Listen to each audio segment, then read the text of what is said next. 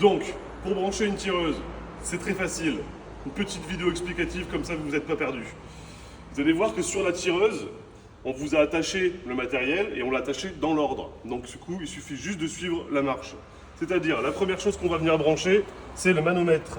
Donc on défait le petit fil de fer, on prend son manomètre, on vient le mettre sur la petite bouteille de CO2.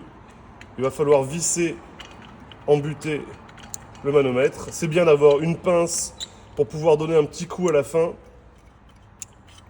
pour pas que ça fuit, sinon vous allez vider la bouteille de CO2. Une fois qu'on a fait ça, il y a deux choses. On ouvre la bouteille de CO2, le manomètre est déjà réglé, il n'y a rien à toucher, et après on ouvre la petite vanne qui est juste là, ok?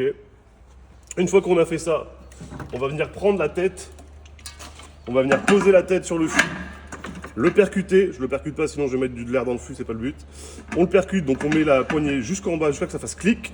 Une fois qu'on a fait ça, on va venir vider la tireuse de son eau, parce que là il y a une eau de rinçage à l'intérieur. Une fois que la bière arrive et qu'elle coule, on arrête, on vient brancher la prise, tac, en 220 volts.